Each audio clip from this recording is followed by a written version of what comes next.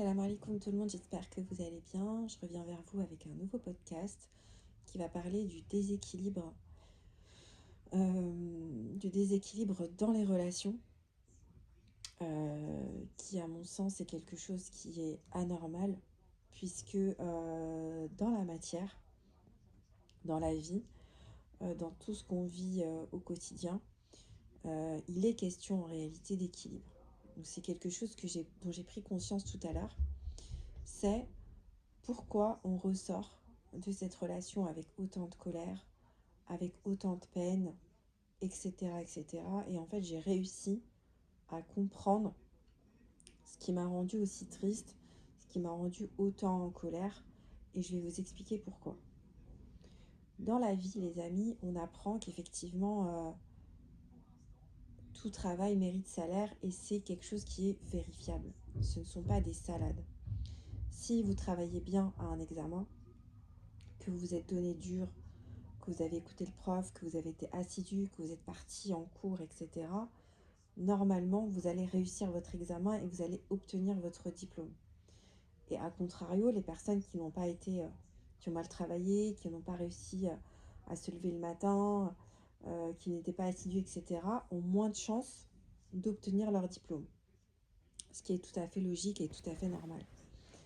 Un autre exemple dans votre travail, vos compétences humaines, l'obtention de vos diplômes, etc., vont vous garantir normalement l'accès à un travail. D'autres paramètres vont venir se greffer, il peut y avoir la conjoncture économique, s'il y a ou pas des discriminations sur le marché du travail.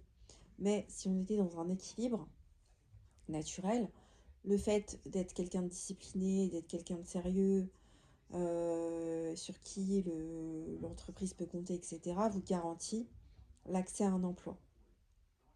Maintenant, arrivons aux relations humaines. Si on, avant d'arriver aux relations humaines, parlons de spiritualité.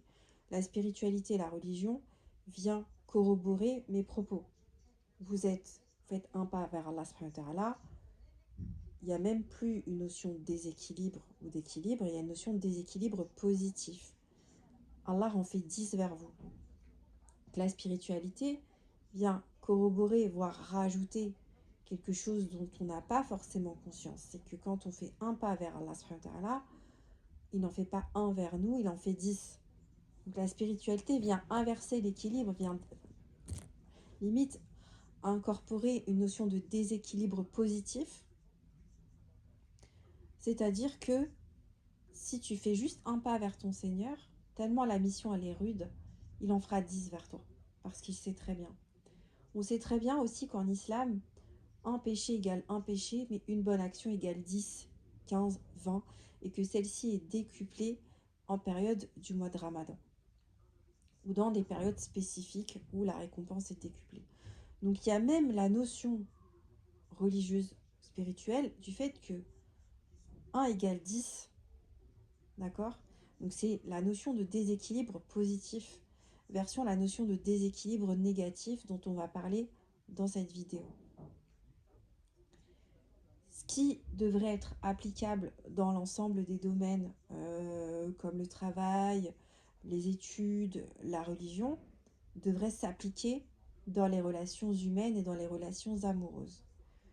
Si la personne en face est équilibrée et saine d'esprit.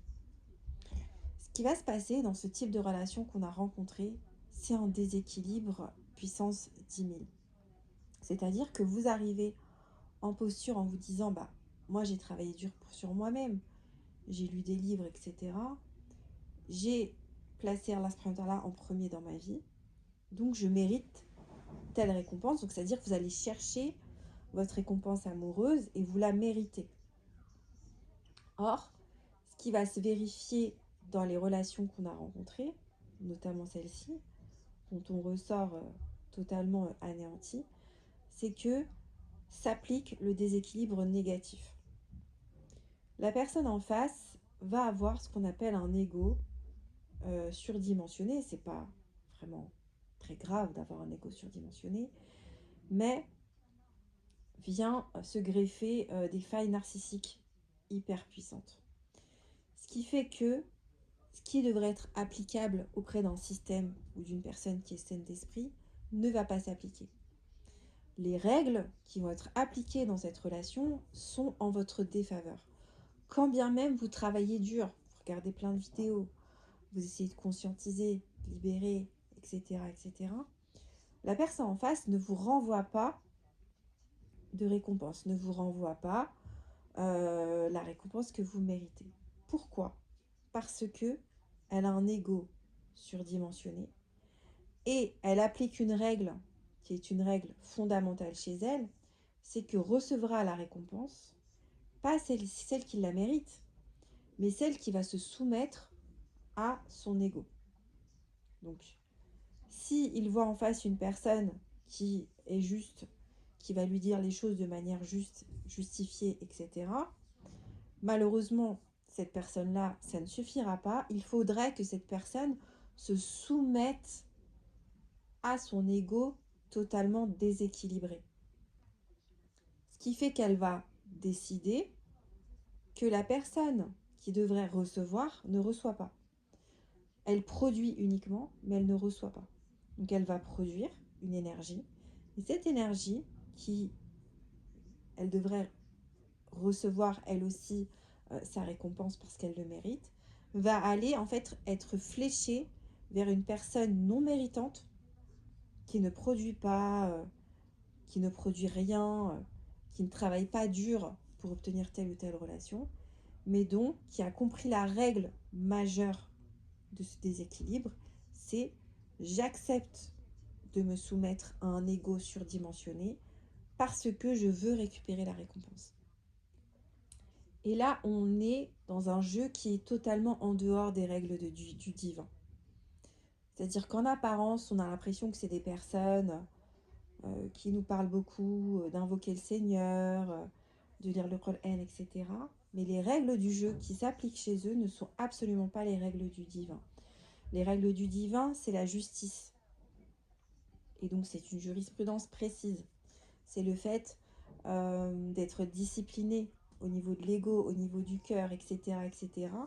Et c'est justement cette notion de si tu fais un pas vers Allah, il en fera 10 vers toi. Et donc de délaisser toutes les règles du jeu qui ne sont pas justes et qui ne sont pas en cohérence avec les règles du divin. Or, en face, on a des personnes qui pensent être plus intelligents, qui pensent être plus méritants, mais en réalité, vous jouez les règles du divin pendant qu'ils jouent les règles du démon. De manière consciente ou inconsciente, j'en sais rien. Pour moi, c'est conscient.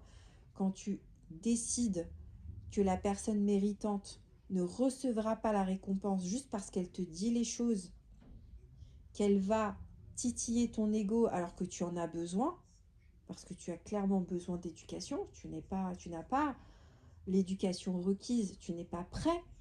En réalité, tu ne peux pas recevoir une récompense divine si ton ego n'est pas éduqué, si tu ne vas pas jouer dans les règles du divin. Donc tout ça parce que cette personne vient te dire les choses et titiller ton ego qui est fragile, tu décides par esprit de vengeance de donner la récompense à une personne qui vient juste se soumettre à ton ego surdimensionné et possédé.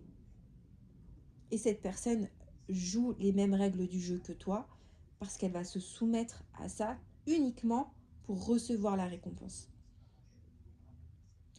Donc là, pourquoi on est en colère? Pourquoi on ressort de cette relation détruite, limite mais je vais vous expliquer ce qui vient rééquilibrer le game.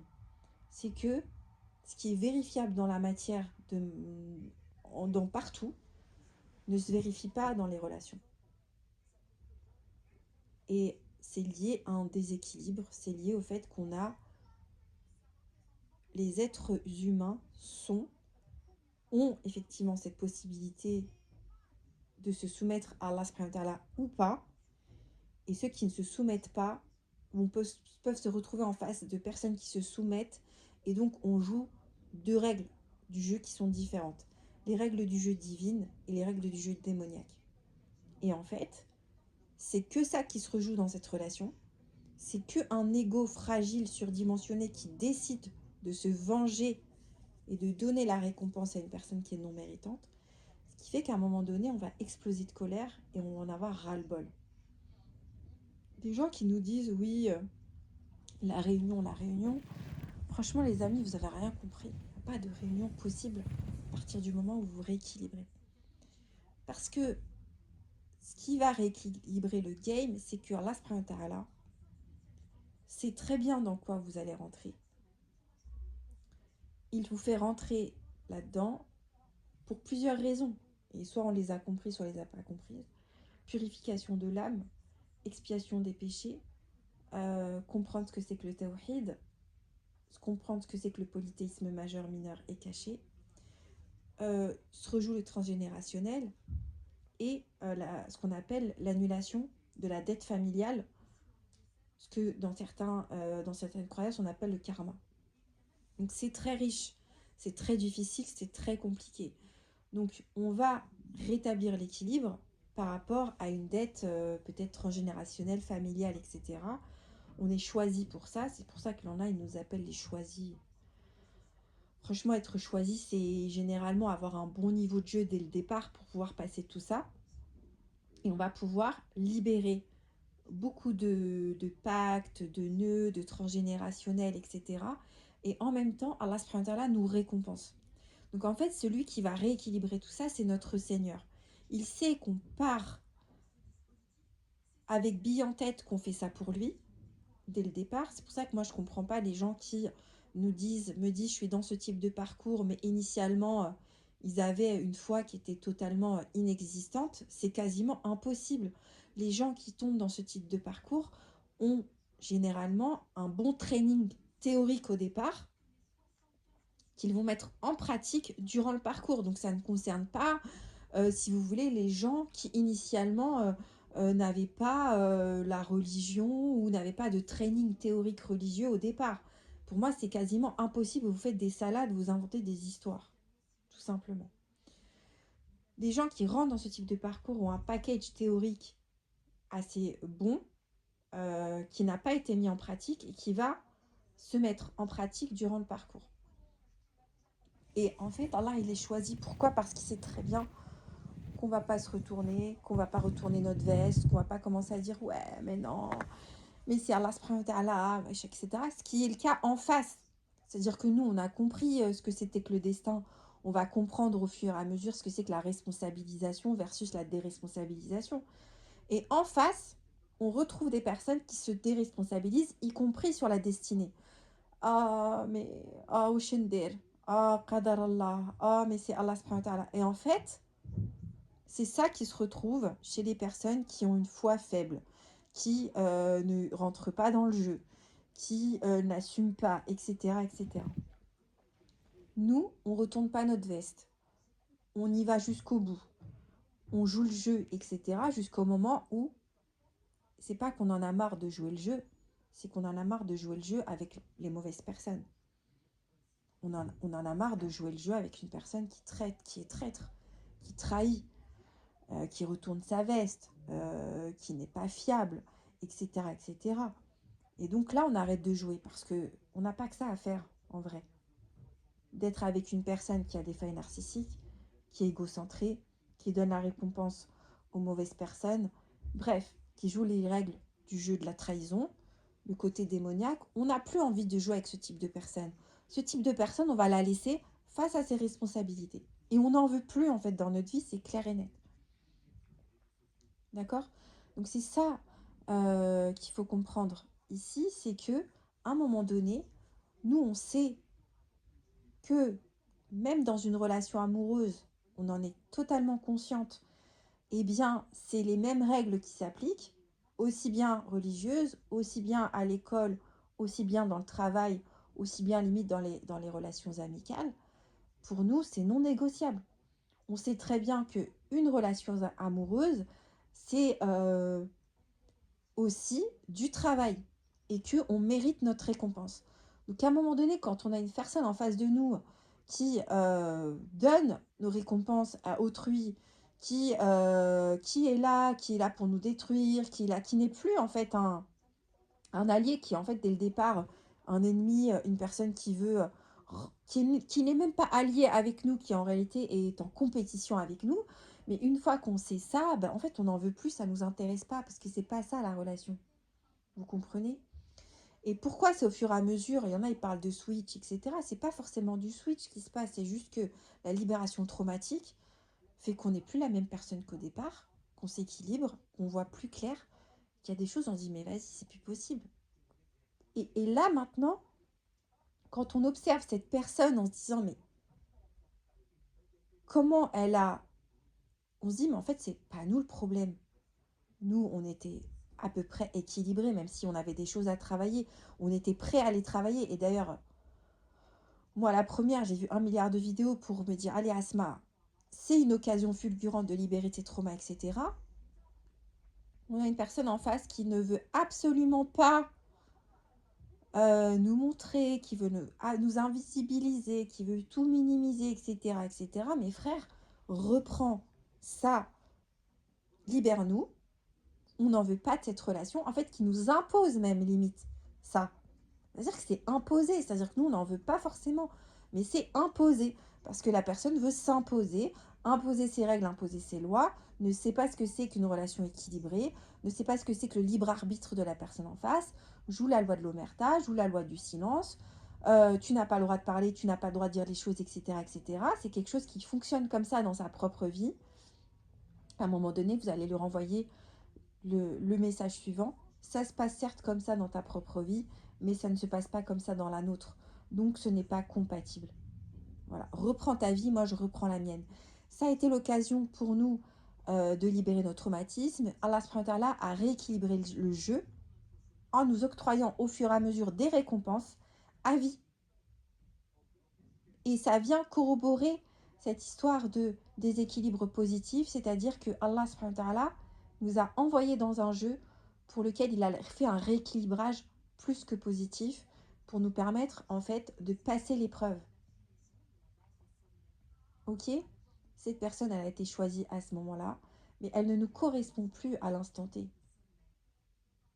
Elle ne nous correspond plus. Les règles qu'elle a voulu mettre en place ne fonctionnent. N'ont jamais fonctionné avec nous, c'est juste qu'on n'y voyait pas suffisamment clair. Il faut que cette personne-là, aujourd'hui, lâche le lien, la relation, observe sa vie telle qu'elle est, observe ses propres règles du jeu, observe tout sans nous. Elle n'a plus besoin de nous, on n'a plus besoin d'elle. Donc l'idée, c'est pas la réunion, l'idée, c'est de terminer le jeu avec cette personne pour en recommencer un autre qui est beaucoup plus sain, beaucoup plus équilibré. Donc il y a un déséquilibre plus que négatif dans cette relation-là, qui a été compensé par un déséquilibre plus que positif par le Seigneur des mondes. C'est ça la réalité de ce qui s'est passé. Et je suis désolée de vous sortir du monde des bisounours, mais oui, il y a un côté positif chez cette personne, ce qu'on appelle un côté prometteur, une version qui pourrait exister, mais la version actuelle qu'on a eue, c'est pas du tout ça. Ok, c'est pas du tout la version du départ. Et ça a été profiter. Si je dois mettre des mots, c'est profiter. Se croire intelligent. Tu ne peux pas te croire intelligent face à une personne qui joue les règles du divin. C'est juste que tu es bête et stupide et que tu n'as pas vu. Justement, tu as été incapable, avec ta version, de voir les règles qu'elle a appliquées. Et pourquoi il t'arrive ça dans ta vie, pourquoi il t'est arrivé ça, pourquoi il t'est arrivé ceci, pourquoi il t'est arrivé cela. Oui, il lui arrive énormément de choses parce que pour cette personne-là, le karma s'applique dans l'immédiat et c'est extrêmement dur. Parce que c'est ça les règles de la justice divine. C'est quand la justice divine, elle frappe, ça ne rigole plus. Voilà. Tu as beau vouloir jouer avec une personne qui a appliqué les jeux du divin, tu ne gagneras pas à la fin. Tu crois avoir gagné en ayant des récompenses immédiates, mais c'était du superflu. C'était de la poudre aux yeux, c'était totalement faux. Mais tant pis pour ces personnes-là, en fait, tant pis. Mais à l'instant T, cette personne ne nous correspond plus, ne nous correspondra plus, limite, elle nous dégoûte. Moi, ça me dégoûte, limite. Vraiment, il y a des choses, ça me... Aujourd'hui, je vous jure, ça me dégoûte. Ça me dégoûte. Je vous jure, c'est ça. C'est plus possible. Donc, la vidéo était là pour vous dire que des équilibres négatifs versus des équilibres plus que positifs, dans l'objectif de rééquilibrer ou de rendre nul, en tout cas l'équilibre pour pouvoir, comment dirais-je, appliquer un jeu qui puisse être jouable, gamifiable dans la réalité. Donc malheureusement dans les relations amoureuses, et c'est ce qu'on observe, c'est que si vous n'avez pas mis Allah subhanahu wa ta'ala en premier, il risque d'avoir un déséquilibre dans la relation qui n'est pas compensé en fait par le Seigneur des mondes. Et ce qu'on attend après ce type de relation, c'est la purification de l'âme, etc. Ça nous permet d'être beaucoup plus équilibrés et par la suite d'aller vers une relation qui nous correspond en tout point et qui nous épanouit. Voilà, voilà. J'espère que ce podcast vous aura plu et je vous dis à bientôt pour une autre vidéo.